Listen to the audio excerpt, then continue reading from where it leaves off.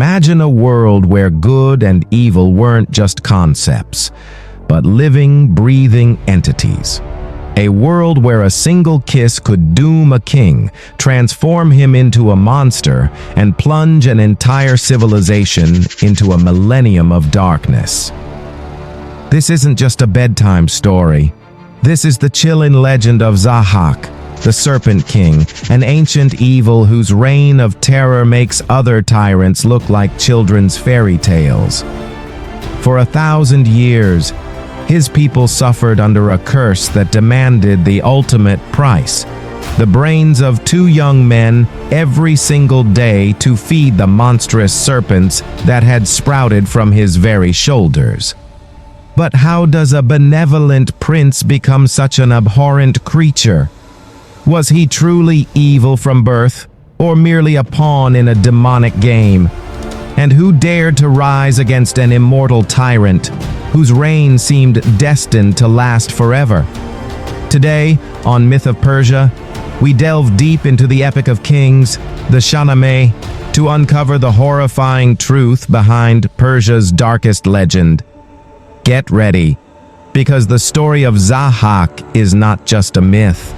It's a terrifying blueprint for tyranny, a testament to resilience, and a stark reminder that even the most ancient evils can echo through time. Let's begin. Our story begins not with Zahhak, but with the glorious King Jamshid, a benevolent ruler who brought prosperity and justice to Persia. For centuries, under his wise guidance, the land flourished, and the people knew only peace. But pride, as they say, comes before the fall.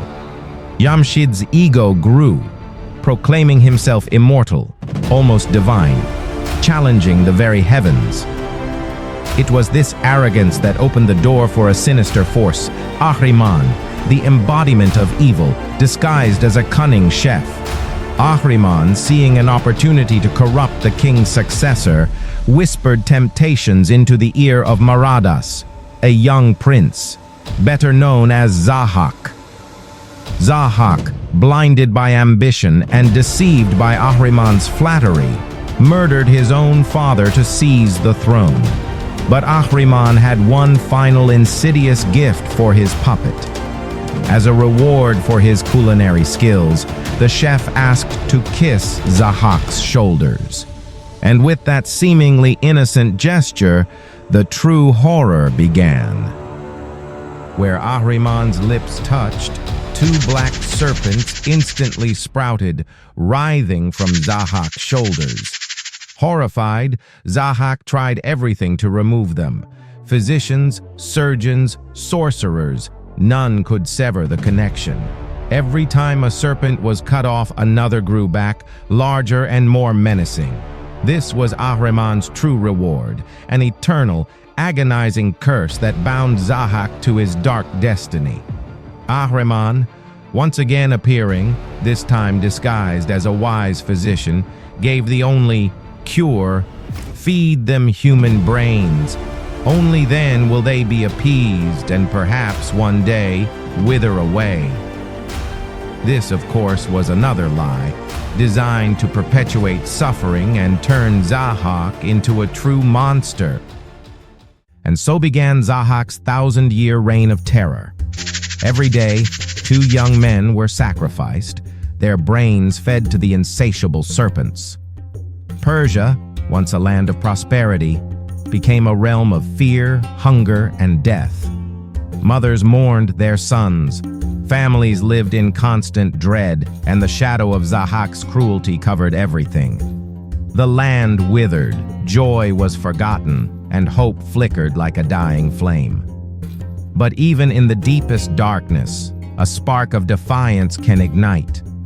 2 brave men, Armayel and Armayel, risked their lives by substituting the brains of the victims with those of sheep, saving 2 young souls each day.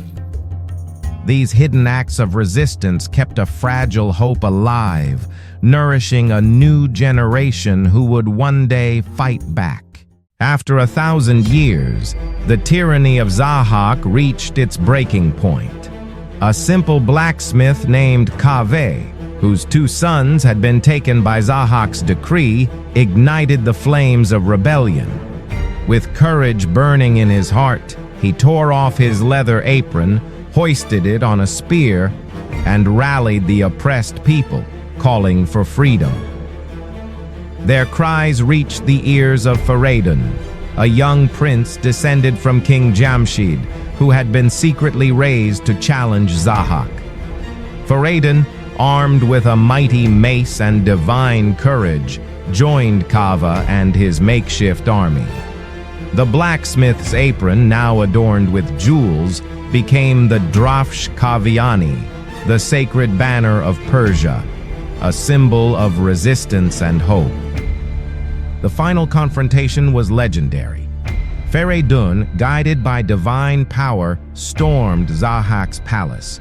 The Serpent King, once seemingly invincible, now faced a force fueled by a millennium of suffering.